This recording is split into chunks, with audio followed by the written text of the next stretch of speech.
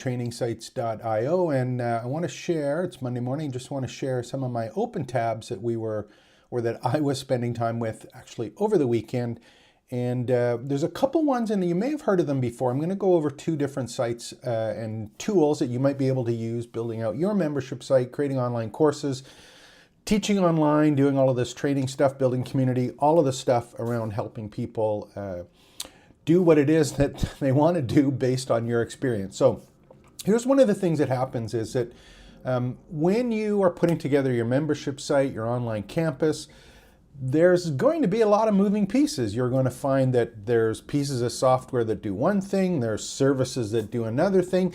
And at the end of the day, what's going to happen as you start growing this is you're going to get into a whole bunch of different pieces, and you're going to try and figure out, how can I automate or put together workflows or standard operating procedures that allow you to connect all of these things? And there's a couple tools to do that, and that's what we're going to look at today. And one is kind of special when it comes to creating online courses, and I'm going to show you that at the end. Now, these tools I'm going to show you don't have to be used specifically for creating online courses or building community sites. They're all about your business and connecting things together. And if you have heard about them, continue to look at using them and think about, how can I remove myself from some of the tasks that happen when you're out building these particular sites. So if you haven't been to my service before, or our agency or our site, you can certainly go take a look at trainingsites.io. Make sure to sign up and register there. It's free, and also subscribe to the channel and spend some time, obviously, with all of the YouTube videos we do, especially these open tabs that happen every day. So here's how I kind of got reminded of this again. And one of the services we provide at our agencies, we actually build out online courses for people who have a whole bunch of knowledge and information, and they want to be able to share it or turn that knowledge into a course. And I was trying to take a look at, what are some of the other tools or other ways of doing this. And one of the things that comes up often is you may find you have a great library of content already in text format or in a different format, or access to content that you want to put into a course. So one of the things that I was looking at is trying to figure out, well, what would be a good way to scrape that content, for lack of a better word, and collect it and turn it into a course. So we're starting to look at some of the workflow automations and tools that we can use. And this is one of the ones that you start off looking at pretty close to the start. And that one is called Zapier, or Zapier, whichever one you want to call it. And what that particular tool does is kind of interesting, because what it does, it has a trigger and an action, and it does a linear fashion like this, and it allows you, they call it a zap. Again, these are free account. You can sign up at zapier.com, and I'll put the link below as well. So basically it says, if this happens, do this. If this happens, do this. And I'll give you an example of one of the things that we had used in the past before, when we were using customer support for a membership tool. We were using one a while ago called Help Scout, which is a separate software as a service, separate from WordPress, separate from the Canvas, but it's a great tool for doing help desk, and that one's called Help Scout. So what we wanted to do is, we had ActiveCampaign was doing our email marketing, our CM, we had Help Scout, and sometimes those applications actually have built-in kind of connections to them. But what we wanted to do is that any time that there was an interaction in Help Scout, what we wanted to do is make sure that it added a note to the contact record in ActiveCampaign. So that if we're looking at the contact record in ActiveCampaign, finding out emails, automating stuff, if they did have a ticket or something that happened in the other tool, we wanted to make sure that they were connected and it got updated. So just an example of how something like this would work. It's like, if there's a new customer in Help Scout, what we want to do is find the contact in ActiveCampaign and then add the contact note in ActiveCampaign. This is just a simple kind of idea. Obviously, there's more to it than this, but it's kind of like, something happens here. If something happens here, what we want to do is we want to take that information and do something else. And in this case, we're going to do it in another place. We're going to add a note. Okay, so again, simple way to connect some different tools. Now I'm going to go back to where I came back from Make and how this kind of gets into it. Make is another tool that's similar to Zapier, but it does things a little bit differently, and I'll show you in a second.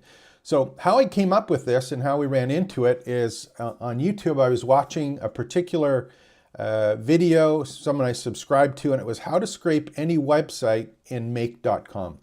And the author of this YouTube video showed an interesting thing. What they were doing is they were saying, here's they were using the example they used here is they had a service, and what the service had is a listing of real estate listings. And what they did is they said, let's take a look at all the real estate listings in this database on a public website, and let's make or extract all of that content and put it in a format that we can use elsewhere. So I got my head spinning here and I'm thinking, okay, well, how could you possibly use that if you were doing something along the lines of, here's my blog posts about this particular category on my website. How can I take that information and scrape it and turn it into a particular course or module or lesson or topic? Or how can I use these FAQs and turn it into something else for my course on my community site, on a site that has nothing to do necessarily with it. Now, this also happens with research, right? If you're doing research, it doesn't have to be your content.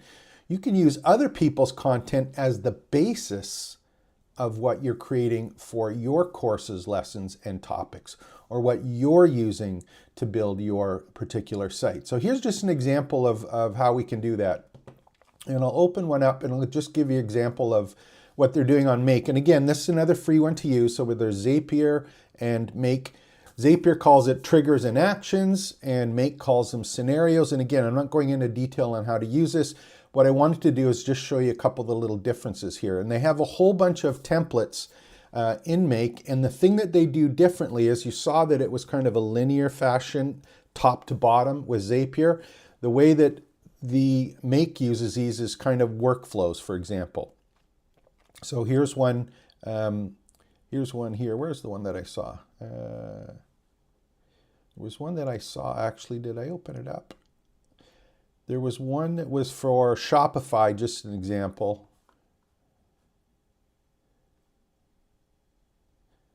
Of course, I can't find it now. So let me just do a search here. They have templates that you can use.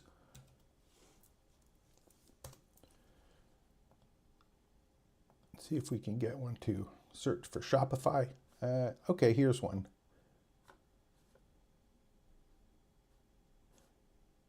So create high converting descriptions for Shopify products using OpenAI.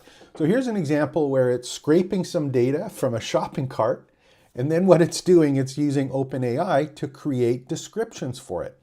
So again, it's taking something from one place and creating something using tools in another one. So what I want you to think about is, if you're figuring out how do I make courses or how do I create content, you don't have to do it all yourself. You can use tools like Zapier and or Make to actually take from one and convert it into another. And in my case, we're talking about courses, lessons, and topics. And these are all options that you have as you're starting to build out your course content. And remember, I'm a big fan of multiple courses. Remember, there's mini courses, micro courses, and mastery courses that I call. You can break them into tutorials. There's all sorts of different ways to put these together. Take a look at tools like Zapier and Make to figure out, how can I use digital exhaust that I've captured either on my site or someone else's site and actually bring it in and use it to craft and create the content that you need for your site. So those are my open tabs today, Zapier and Make.com. They're both free to join, free to play around with. There's lots of YouTubes about videos about it on how to use those. And again, the one that I came up with, or the one that reminded me of these, was this one, how to scrape any website from using Make.com. And I think it's Nick Sarah here, 45,000 views 3 weeks ago. You can go take a look at that one. And again, I'm not saying anything about what you should scrape or not scrape. I'm just showing an example of how you might be able to use these as you're starting, building, and growing your own training site. So if you haven't already, visit trainingsites.il. Make sure to join the community there, ask some questions, find out about starting and building your education business. We're here to help. And of course, like and subscribe. Take care. Expect the best.